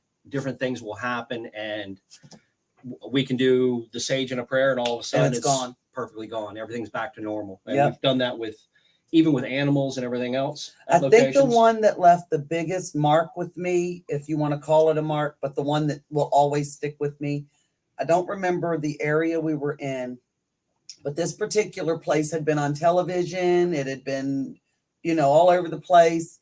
And it was the one where she didn't want to sell the house, but she wanted. Yeah. You know what I'm talking about? Yeah, Who I'm talking I know what about? you're talking about. That was the first time in my entire life of having this ability that I physically was inside something else. I didn't like that. And I will never forget that feeling for as long as I live. And I will never, ever, ever go somewhere where that can happen to me again. That you were inside something else, like I felt as though I was seeing things through this thing's eyes. And I can vividly remember Rob saying, "What do you see when you look down?" And when I looked down, I didn't see my own feet, my own legs anymore. So I described to him what I saw. When I looked at my arms, I didn't see my own arms anymore. It was like I saw that thing's arms. It was the weirdest. I can't even explain it all the way. It was the weirdest thing I ever felt in my life, but I pray to God I never feel that again, ever. I actually just read about it, it was fictional, but I actually read about just that exact thing in Doctor Sleep, that written by Stephen King, where they use that kind of ability for this person to look through another person's eyes while he is states away. Yeah, I don't ever want to experience it again. I don't know if that thing jumped into me or if I ended, I don't know how it happened, but I don't ever want to have to experience it again. That was one of the worst ones. I won't ever do another case like that again, ever. With that kind of a feeling, did you feel like you had any kind of control over yourself at all? Like maybe you could move this thing's arms? Yeah. I felt as though I was completely in control, but my body literally did not feel like my body anymore. It felt like that. I mean, I even felt scaly. You know what I mean? Like I felt like my legs were bent in the wrong direction. My feet were bent in the wrong direction. When I looked down to look, it didn't look like my legs and feet anymore. It was the weirdest thing I ever experienced in my life. And I have prayed every time we go on location after that. Every time we go to a location, I've always got that little prayer in the back of my mind. Please, Lord, don't let nothing like that be there this time. Don't let nothing like that happen. That's the one that will always stick with me the most for something that left a mark. It was one particular location. The rest of the house was perfectly fine, but let's just say if she walked along this wall, she would get that feeling. And at first she you could watch her, she's catching herself going, it's like she's realizing she's not seeing it from her own perspective, seeing it from a different It height. was the Her weirdest eyes thing. felt bigger, the whole 9 yards. Yes, it was horrible. And then Okay, so Rob, from your perspective, watching this happening, now we get for her, it's like I'm scared shitless. But for you, seeing this happening to somebody else, Oh, if it were him, would still be standing there with me in it while he was asking more questions. Yeah, that's why I started having her describe what, since she didn't feel like it was her, that's why I knew when we had this done, I already have the notes for what it actually looked like. I wanted her to look and start giving me information. And the whole time it's telling her to get out. It was like she ended up jumping into it and it wanted her to be out. It was really It was crazy. I've never experienced anything like it. But that one, and there was another one that left a mark on me, and it wasn't even an investigation. And it didn't leave a negative mark. It just left that, oh my God. They can do that without me knowing. mark, but it left a major impression on you. Oh, honey, yes, it did. And the other one was when we were at that wedding.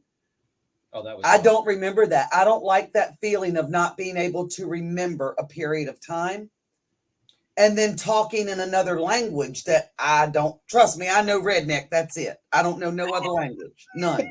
But I would have never, that's what frightened me though. I would have never known that happened.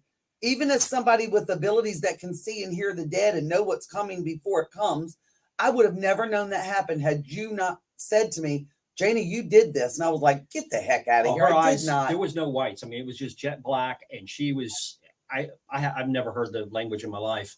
And she was just going a mile a minute. And it was. That was a weird one too. That one kind of left a mark on me for a couple of months. Could that have been Latin? No, it wasn't even Latin. I don't even remember it happening, Jeremy. It was such a bizarre, such a quick, weird, and it wasn't even her pitch of her normal voice or anything. It's not like she's sitting there talking to you, like just with weird eyes and talking to you and just saying weird words. It was a different pitch. It was a different speed. Everything was completely different to it. Yep. And the last thing I remember was all of us sitting down at the big round table because we were at a wedding reception. And I remember sending Sean to get me another drink and come back and waiting for him to come back. And the next thing I remember is Sean was sitting next to me. I don't remember anything that happened while he was gone. Oh, That almost sounds like how Linda Blair would talk when she was possessed by that demon in Exorcist. Jeremy, don't say stuff like that. You'll have me up for days, scared to go to sleep. You should know me by now. I'm not going to hold back anything. Oh, think about Rob it. knows that. It was going to be the show and what happened at your house, and then Oh, what that happened was at your bed. Yeah, those were You bad had all too. kinds of. Oh yeah, for the longest time Driving I a had truck. stuff messing with me. Okay, so with that, I kind of think I know what your answer is going to be, but Adrian is asking, how do you keep that from happening? How do I keep that from happening? Yeah, I kind of I have don't, an Jeremy. That's why it scares me so bad. So this has happened to you twice now. Oh, it's happened to me many, many, many times. Those are just the two that, the worst. for some reason, they weren't even the worst. Because to me, that You being deer in the middle, but you being out of your control that of your was own body. that was what was the worst for me. That I was not in control anymore, and I don't like that. She's been choked. She's been leaned. I mean, she was physically leaning back. She's not a ballerina, for God's sake. Oh Don't no, think honey, offense. I ain't no contortionist. I've seen her lean back on her toes, I mean, you could hear her gargling for air and whatnot, being choked. Just weird things I've had happen. my hair pull. But I've been this bit. one that you would step into. Yeah, that one freaked me out, and that not knowing what I did for that period of time, that really freaked me out. That something took me over long enough to do something that I couldn't even remember. That freaked me out, along with all the creepy stuff I've seen and encountered. Those two will always stick with me. Wow. Yep, always. And here I think I'm being all nice. Christmas time's coming up. I'm going to get blankets made up. And what do I put on the blankets and the cups? Those The guys. stuff that creeped me out. I thought they were really cool. And she's like, really? Thank you a lot. I appreciate it. Like, I didn't see those. I don't want to ever see them again. And we have a whole. So what does he do? Puts them on canvas, puts them on blankets. So. I'm like, Rob, you do know I don't want to see this stuff no more, right? But I love you, sis. Yeah, I can tell. So okay, so how do you feel, Janie, when you're coming down? You're in the basement, right? Yeah, we're in our basement right now. Okay, so when you come down into the basement and you know you're going to see all of that, I don't look over there, Jeremy. I make a beeline from them steps straight to that washer and dryer, and then right back up those steps. There's a reason for that too. Yeah. Again, I'm studying the paranormal. I want things to happen, so I haven't actually done a cleansing here at the house. Yeah, he hasn't cleansed everybody's house in the free wide world, won't cleanse mine. And we have plenty of things that happen. well, I can understand that from Rob's perspective because I'm the kind of guy that wants to go into places. I want this stuff to happen. You know why, Jeremy? Well, Because here's the thing. Rob, I want this stuff to happen because I can use it as validation for what they're saying. There you go. And I'm trying to get validation for you, sweetheart. Jesus, Yeah. take the wheel. Jesus, pull over. After that investigation, seeing what's happening and finding out what's there, then we can start taking the steps of getting it out of there. See, I don't mind any of that. That's on y'all. My job is to go in and show you where I see it and what I see. Don't tell me don't run after I've seen it. It's up to you to do the rest. I did my part. Don't look at me and say, don't run. Don't run my hind end. I'm out of there. Tell me where it's at. It could move. And I tell you, Rob, it's over there. It's in that corner. This is what it looks like. This is what I think it is. Okay. Well, come here. Come a little closer. No, I already did my part. I'm leaving. I got to know if it's in the room. All right, so come in. So are you guys fans of Jeff Dunham, the ventriloquist? So the thing that's popping up in my mind right now, just based off of what you're saying, is when he has Walter opening up the show, and Walter's talking about after retirement, he wants to be a Walmart greeter. Hi, welcome to Walmart. Get your shit and get out. That's exactly what I'm thinking of when I hear that. I cannot tell you how many times we have been on location where we were dealing with demonic stuff. I mean, the really, really, really bad stuff. And I am absolutely so terrified. I can feel my tongue shivering in the back of my mouth. And I'm scared for Rob too. I'm like, Rob, don't go in there. I know what it is. I don't want you getting there. He's making light of it. He's joking. Okay, you do what you want to do, homie. Don't bring that mess home with you. But I'm leaving. Oh, no, don't leave. Come here. You can't run. Come here. The hell I can't. Tell my feet I can't run. Watch me. I can promise you I can run. I always go back just because I never want anything negative to think that it got the best of me. But I never stay for very long. When I go back, I'm like, okay, I came back. I proved the point. I'm out. See you when you get home, Rob. It's the truth, though. But the thing of it is, like, I tell you this all the time. I would give anything if you and Rob could see the world through my eyes for one day. You wouldn't be so quick to say, oh, I wish I could see it. No, you don't. You very well may No, be right. you don't. You very well may be right. No, you don't. It's like being stuck in a living nightmare 24/7 that you can't shut off. The neat part for me is we have other people that do not know Janie, do not know where these drawings, these sketches have come from. And they're like, oh my God, I saw that 10 years ago. And you know, you can see how focused they are and just how You know, lady walk up to us at a public event and say, where did you get that picture? And we're like, it's one that we had an artist friend of ours do. It's, you know, that, and Rob would explain, this is my medium. This is something she saw on location. She was like, I saw that. I saw that same thing right over here. And she's explaining where she saw it. Yeah, that was creepy. Well, I know that there's a couple of those paintings that made it into Rob's last book. Yes.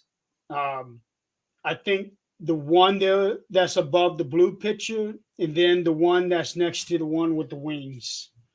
Jeremiah, that was the little boy that really, really, really took to Rob. Rob looked like someone who had raised him and took care of him. And he was just, I honestly believe that if that little boy would have known how to use his energy to leave that location, he would have followed you home. Okay. So now I kind of want to flip the switch because talking about what you guys are basically safety on the team. Now, Rob, I know that you are safety manager, or you were safety manager of a company. Yes. No, two companies, right? Correct. My own, and I work for a company, right? Yep. Okay, so tell me about, because there's a very specific reason why I'm bringing this up, and you know part of it, but so tell me what it's like being a safety manager for the companies that you work for.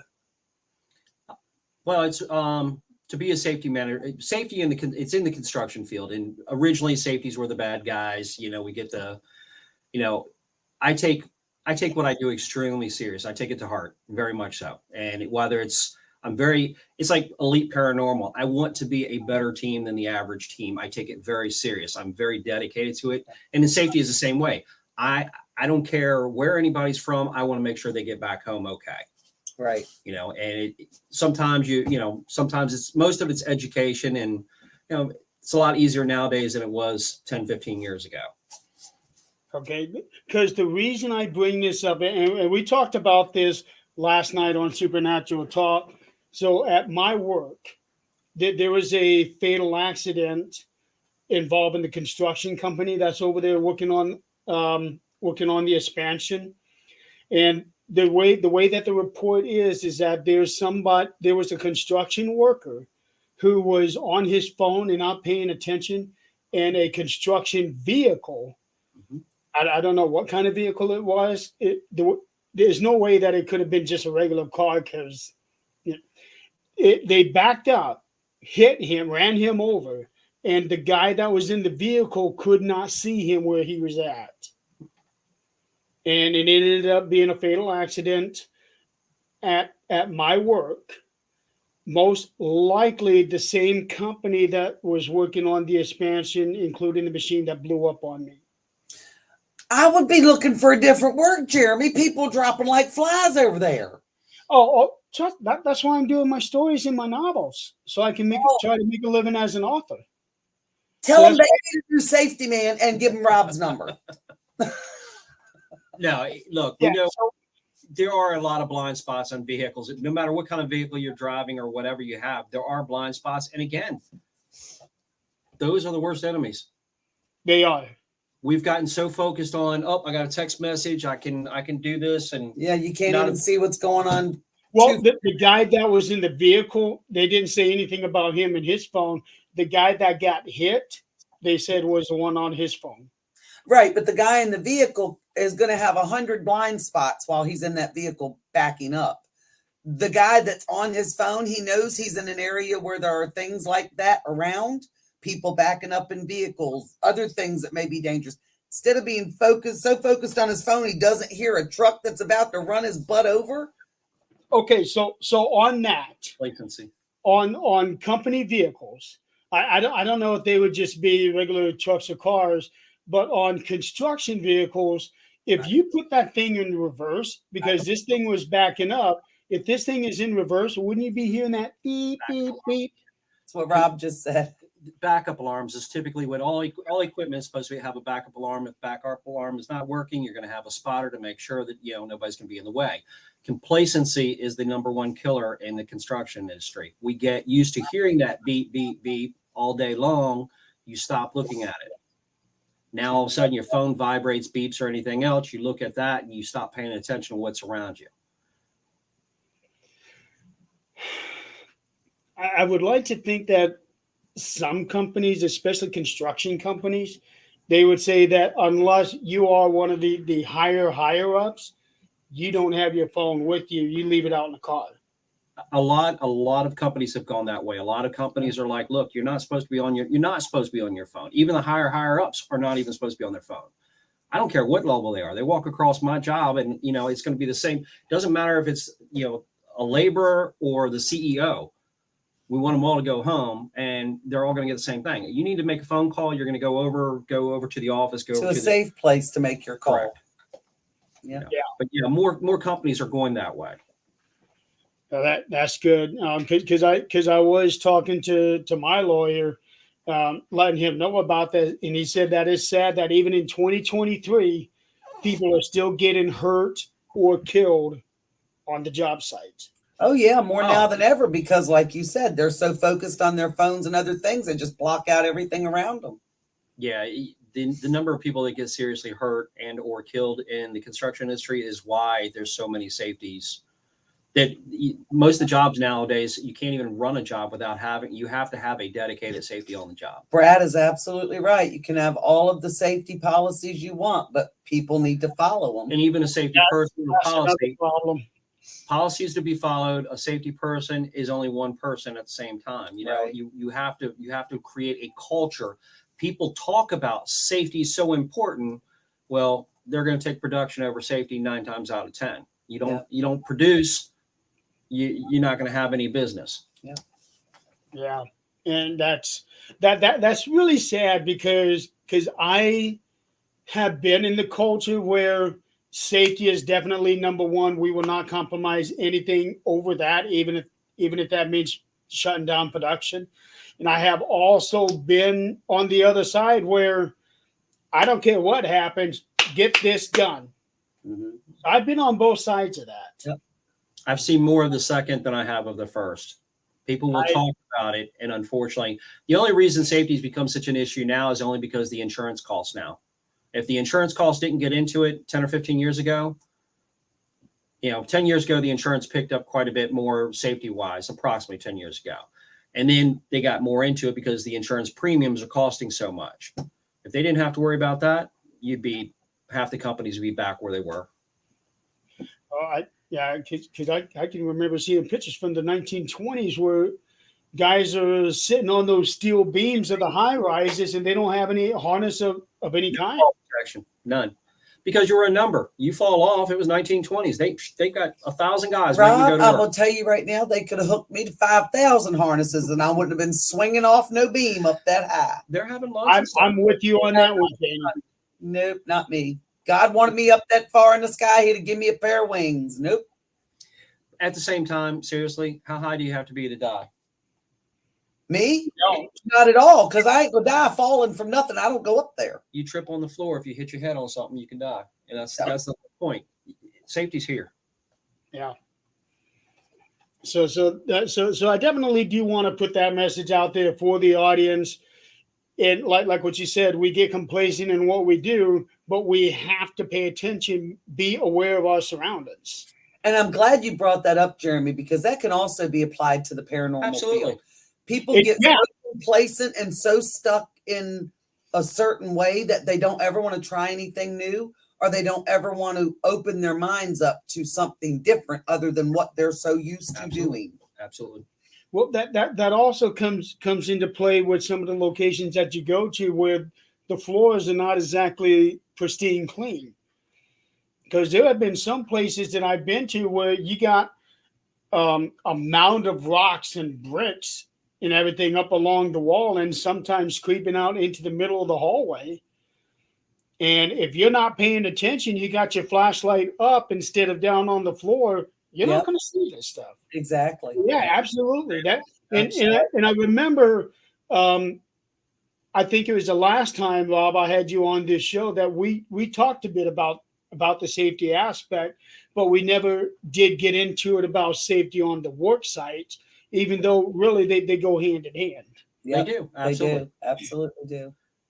And again, for any founder, anybody who's running a team, and we were just talking about this on our show the previous week, if they're not taking, if there's not some type of safety protocols set up for their team members, then shame on them, because they're not taking care of their team, or it's to try to come up with hindsight after something happens to one of your team members rather than start trying to plan for it. You know, Right. it's, if you're going into the field and you're just going in the field and it's generic, you're just going to paid locations. A lot of people have been. There's a minimal amount of things that can happen. The more you expand in the field and go to these different locations, or if you're a thrill seeker and you're going to these abandoned houses, to your point, the railings, the flooring, all of it could be defective. And you take people out there, your friends or anything else. Railings. Yeah, you got to grab onto the rails, and you got to be careful with those rails because some of them could be rusted and Yep. things sticking out. Yep. Some of them can be very rotted if they're made of wood and can just break right off with you. There was several locations. It was more so the abandoned houses. There was, for a period there a few years back, people were basically booby trapping them. They were, glass bottles and stuff that would swing down and counterweights and strings. And I mean, people really, all of a sudden, it was like, I heard about 6 or 8 different examples in 1 year. And that was really getting concerning because I know, people do go out and they look for these. Right, exactly. And in Rob's defense, that is why he tells us not to run. When we're on location, 9 times out of 10 after the investigation starts, it's so dark in there, you can't see your hand in front of your face. Yeah. Unless you have a flashlight on. So that's usually why he says, look, I don't want anybody to run. If you need to leave the area, let me know. I'll make sure you get out of here safely so that you're not running in the dark. But see, I don't need a flashlight to see where I'm going. And he could tell me that all day long, but my feet are not going to listen when I get scared.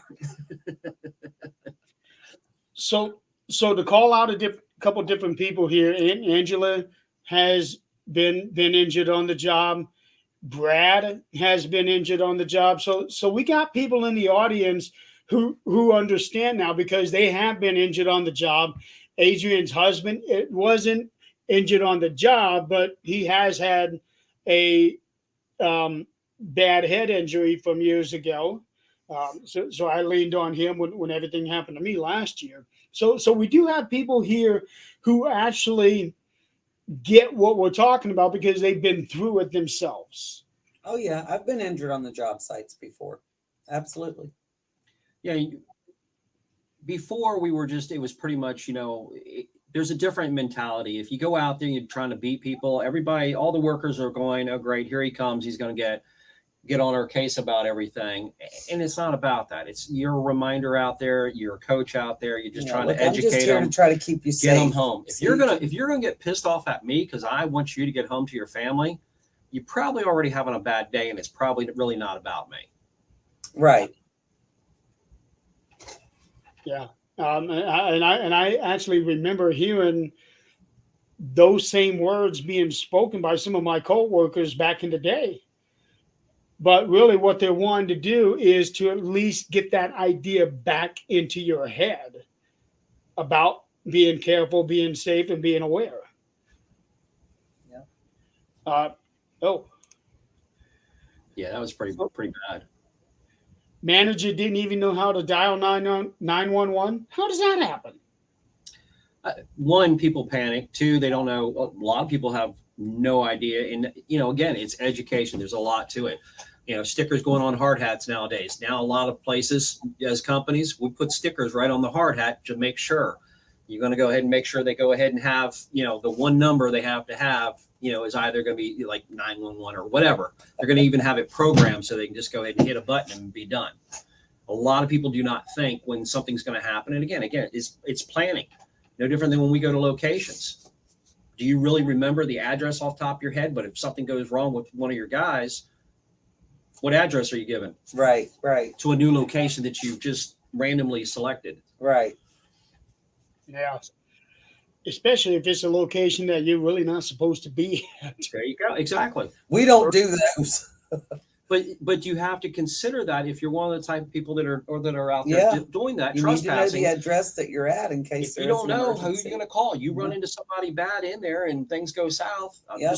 It could be another person in there. Yep. Things go wrong. Absolutely. You're not doing your friends and team members any favors if you're doing that. Just Right. saying. And usually when we go on location, Rob has a plan ahead of time. He'll usually tell the team before we even get all the way out of our cars and get in. All right, guys, this is the way it's going to go. And if anybody has any issues, you're going to let me know. And then Sean's going to get you out and bring you to this location. You usually have some type of plan in place so that everybody knows what to do just in case something goes wrong. For really negative locations or even some of the areas that we go to, sometimes you get to a sketchy area and there'll be a particular word. If I say Roy Rogers, pack your stuff, get ready to bolt. Right. Whatever. And then there's going to be another word. Just all of a sudden they're all just to leave, period. And just get to your cars. Right. You just have a couple of those on the back. You hope not to use them, but we know what we deal with. Yeah. Sometimes you're going to have to use them. Yeah. We've been to some Minimize. neighborhoods where I would have run around hollering, Roy Rogers, Roy Rogers, Roy Rogers, all over the place. And even said to Rob, are you sure you don't need me to leave you some kind of weapon? We've had And this. at very minimal, at least have a first aid kit. Yes. Yeah. I Yeah. will bet you most people, and I don't care whoever watches this, seriously, just ask yourself, how many of the people are going over to during an investigation actually have or know where a first aid kit is? Yep. And it's going to be very minimal. I have 2 first aid kits that I put in my bag whenever we go somewhere. Well, we're pretty well covered when it comes to that because Yes. we've got Rob, which is the safety side of it. We've got Sean, which is a Marine. And I have 25 years under my belt as a nurse. So I think we've got that part of it covered. But again, it's one of those things that are missed out there. It is. Most teams, most people who go on the field do not have any. They don't even think about the address just in case there's an emergency. Does everybody Right. on the team know this address just in case the only one that knows it has an accident and is unconscious? Yep. Well, one thing I would always recommend when it comes to a paranormal team is try to always have somebody in the medical field on your team. Oh, yes, if you can, absolutely. And there seems to be a lot of people in the medical field that are in the paranormal. You know why? Because they've seen a lot of people die and they know they saw stuff they couldn't explain. So now they want to investigate it. There you go. Exactly. See a lot. Yep. Absolutely. Okay, folks, we are coming up on 2 hours now. Ladders, let me know, Jeremy. We're going to have to go here, honey. My eyeballs is starting to float up above my eyebrows here. Well, that's because of all that tea or whatever it is you're drinking. It's coffee, Jeremy. Honest to goodness, I swear to you, it is just coffee and non-dairy creamer. I don't even put sugar in it. Okay, but every time I hear Rob says he's drinking tea, I know what. Yeah, but Rob fibbed. He drinks Kraken. No. I remember. I watched him that That night. night that he was on here by himself randomly, that was didn't- Kraken. We kind of obvious when I'm wearing a crack. I would not lie to you. If this was alcohol, I would definitely tell you it's alcohol. It's not. We known. This ain't drunk. This is just me. So just try to imagine, ladies and gentlemen, what it'd be like if she actually was drinking alcohol. Oh, yeah. No, some people could tell you, but I don't do that anymore. I think Rob would probably be getting smacked every 15 seconds throughout the show. It's very hard to control this ability when I have alcohol. So I try not to have alcohol. I try really hard not to have alcohol. It's good for Power of Rob compels you. I like that. All right, so Robert, Janie, thank you guys so much for being on this show. It has been such a blast. Thank you for having us. We had a really good time. And also getting to know some of the things about you guys that you normally wouldn't talk about on a paranormal show. Right. So now we know Janie does a lot of crafts and a lot of do-it-yourself stuff. Rob loves nature, and he does. Janie does all that stuff. Rob does a lot of picking on Janie. That too. But yeah, definitely thank you guys so much. I've definitely enjoyed having you on here. The audience has clearly let everybody know they enjoyed you guys being on here. On Friday nights on their channel, Elite Paranormal Society, they had the EPS show. Yeah, EPS Paratalk. I remember that one time when I called it ESP Talk. At 7 p.m. Eastern time, and they normally go an hour, sometimes longer than that, depending on the topic that they do. Yeah. It will almost always be these two, plus sometimes a third member. Yeah, we usually Not have always a given. Yeah, hop over and watch us sometimes. Ask questions. Just enjoy. There's my Kimberly. I love her. I'm telling you, Jeremy, you would absolutely love her. She's precious. Oh, that's the one from your show? Yes. Yep. Okay. Kimberly, we wanted you on the show. Right now, our format is just on Facebook right now. We hope to get back out there quite a bit more, but everybody is welcome. We welcome everybody in. It's interactive. We'd love to answer questions or have you guys give your own opinions for our shows. But anybody that can hear us or watched us tonight or watches the replay, man, we sincerely appreciate you guys taking the time. Absolutely. Or just come watch us and hang out with us to see me hit Rob. Some people really like that. Evidently. I know sometimes we take bets on that. I know. Brad, it's not necessarily the network. Their page is Elite Paranormal Society. That's where they do their live shows from. Yep. So, okay, next week, tentatively, I have Greg Koss for the show, but we don't know 100% sure if he's going to be able to do that. So stay tuned for that.